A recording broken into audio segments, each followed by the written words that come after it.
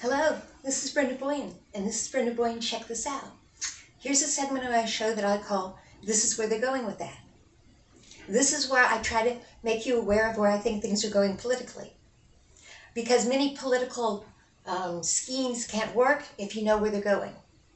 So, if you were in America several years ago, quite a few years ago, they started talking about terrorists coming over the Canadian border. Okay, well, this makes a lot of sense. I mean, if you're a terrorist and you're going to fly into Canada or Mexico and try to cross the border secretly, well, of course it would be better to go Canada. Mexico, you have to cross the desert, and there are a lot more armed border guards. Canada is a lighter border crossing, and you can cross, there's all this wilderness where you can cross without any special equipment or any special training. It's much safer. So there probably are a lot more terrorists coming in through Canada. If there aren't, it certainly makes sense that they would be. But there was so much prejudice against the people in the South and prejudice towards the people in the North that it didn't take. Well, why did they need it to take? Because they need to seal the borders. So in the South, what do? They do what they always do. They create a real situation. Now, there may be many different things going on with the southern border crisis, but one of them definitely is they need us to demand a wall. So they create the conditions where demanding a wall would be the right and proper and logical thing to do. Okay?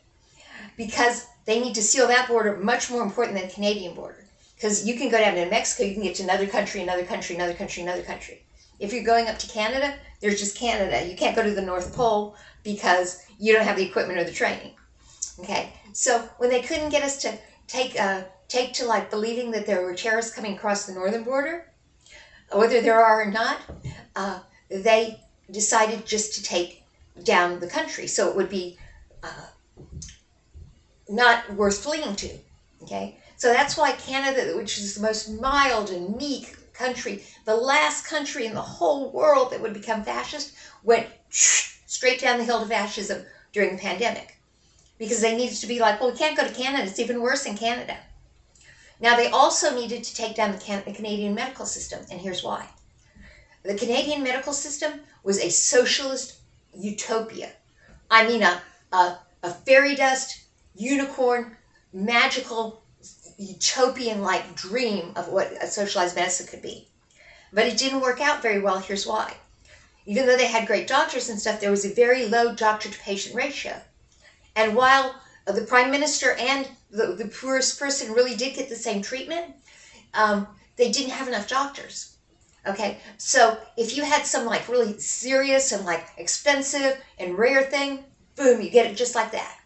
You know, you needed some kind of a massive operation that was you wouldn't even be able to afford that, no way, here in America unless you were rich, boom, get it just like that. But if you had something common, here's an actual example, you had chronic appendicitis. That's where your appendix isn't bursting right now. It's going to burst 4 years from now. But you'd be 6 years down on the waiting list. Okay? So you would die while you were waiting. But almost anywhere else in the world that you tried it, it would work perfectly. Now, of course, it would be limited by how good the medical system was in each country. Okay? So if you were, but you would still get the poorest person, and the president or the prime minister or the king would still get the same level of care. Okay? So they needed to take that out before they tried to bring socialized medicine down here. Plus, they needed to seal the border up there, make it so well, we can't flee to Canada because it's worse up there.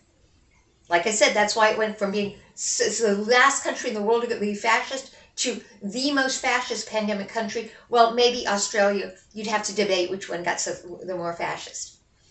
Okay, and so quickly, because they need to seal us in because we're going to leave if we can.